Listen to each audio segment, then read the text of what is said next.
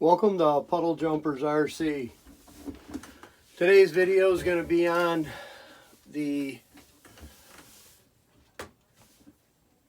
Redcat Gen 7 Pro. This is my wife's rig. Bought it for, I don't know, probably 2 years ago, whatever, when I got my Gen 7 right after that. She goes out, she doesn't do a lot, but she goes out with us. But anyways, this is what I've done to it to upgrade it. First of all, we got rid of all the stuff on the top that was just making this thing very top heavy. And, you know, it was already stiff with the stock shocks that come with it, which I probably have over here somewhere, if I can find them, right here. These are the stock shocks that come with it. They're really nice shocks, you know, they're a good quality shock, but the problem with them is they're too stiff. The springs are too stiff on them. And the reason that they're stiff is because they limit the travel, because this truck, being the Pro version, has the fenders, the inner fender wells in here. So what they do is they limit the travel so that it's not, you know, rubbing up against the fender wells. Well, what happened was every time she went out, she would get discouraged because she couldn't, you know, she couldn't really climb with it that well. And because of the inner cage inside here, in the body, and these hard sections, it made it, you know, a lot heavier. The body's a lot heavier. It's a lot different than my Gen 7 Sport. So what would happen is, you know, she was rolling over a lot. And it was a combination of the tires with the foams in them, because it had this memory foam in there. And I don't know, I just think that it's kind of hard. Makes the tires a little bit hard. They, you know, they're really slow to come back. They don't come back very fast.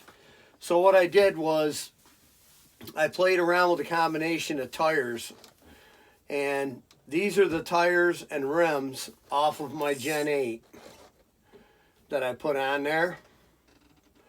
All right. And what I did was I just used just a stock set of foams that were out of a Gen 7. And I taped the weep holes up in the bead locker in the rim so that you wouldn't get any air in there. So what it did is it still made it really pliable and soft, so it's going to grip. But see how fast it returns? Because it's got a little bit of air in there. So because they're taped off, and again I use my go-to tape, which is this rubber tape. It's like $30 a roll. You get it right at Home Depot. It's a roofing tape. Smells a little bit, but it's worth using. But anyways, so that was the first thing I did after I stripped the roof.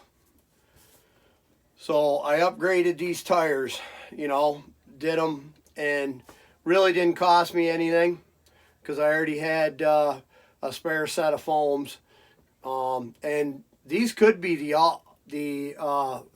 All-Star or whatever foams for the copies of the Hyrax in here. I'm not sure.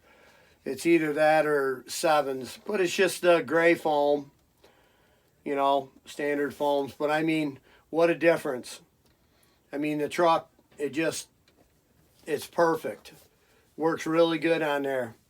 So to get back to the suspension, why it was so stiff was because of these shocks.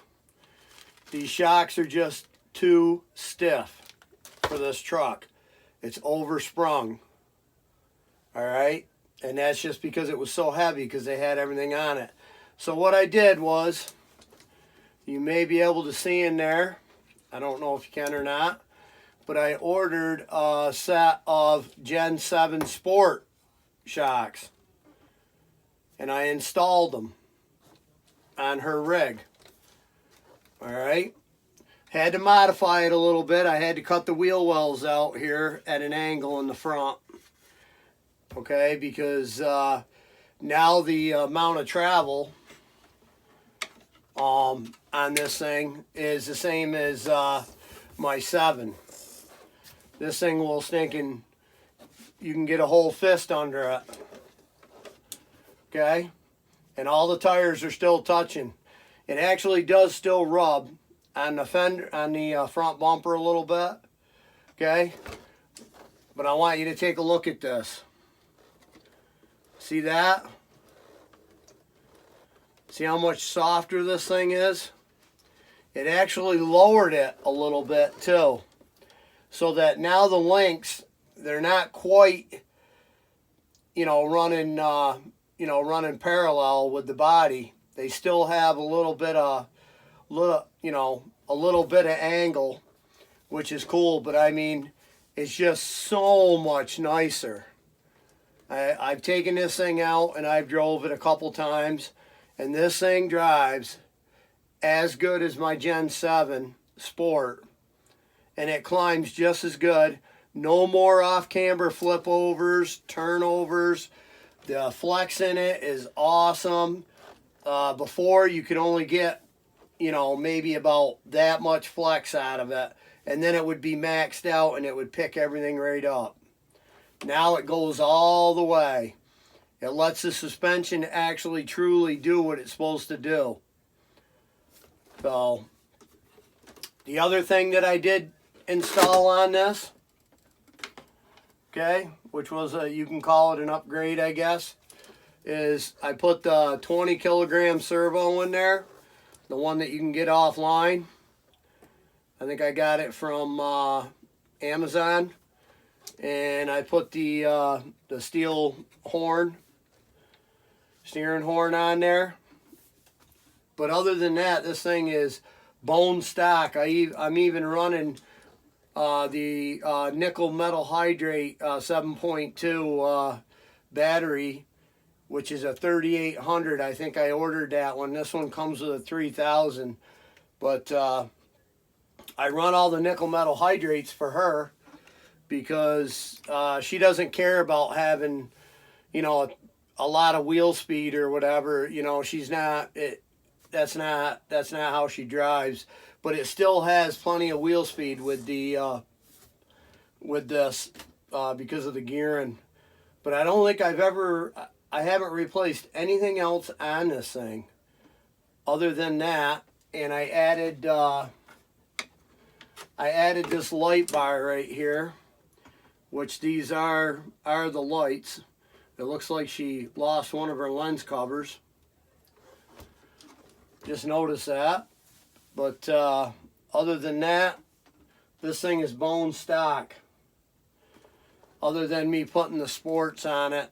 And you can actually see that it does ride just the separation here. The body sits down a little bit lower, so it carries the weight down lower on the truck, and it makes it so much more stable. And I mean, these are great shocks.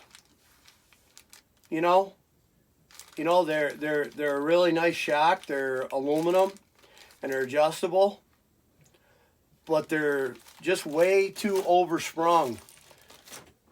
I believe, the way they're set up, the setup is just wrong for this vehicle. If you really want it to be a capable truck, and you can take this thing, and I would put this thing against any Gen 7 Pro, and I would have a crawl off with them. And I'm telling you right now, this thing right here would go farther. It'll climb steeper. It'll go off camber better. You'll get more flex. Just doing what I did. You get a ton of flex out of it. Now, it just works great. So I just figured I'd do a little video on this for the upgrades that I did to it. They were very minor. Like these tires right here, I already had them. I've got quite a few sets. And I found the Gen 7 Sport shocks. I found 4 of them on eBay. And I think they were like 24 bucks for 4 of them. 25 bucks, something like that. And I think they still have them on there. And you can get them in a pair. You know, so you'd have to get 2 pair of them to make a set of 4. And I think they're like $11 or something like that for them. But no, this truck is great now. It works really good. And the only modification that I had to do to it was I just had to cut these front inner fenders, because they came down so low and they were so steep that the tires were really rubbing hard on them. So I just trimmed them up a little bit, and it's great. So I guess that's about it for the Pro. I think my wife is really going to enjoy driving this truck now. She really does like it, and I like it too. I love this platform in the Sport, and now, you know, I'm really liking this in the Pro. So I hope everybody's staying safe, and thanks for watching, and keep RCing, man.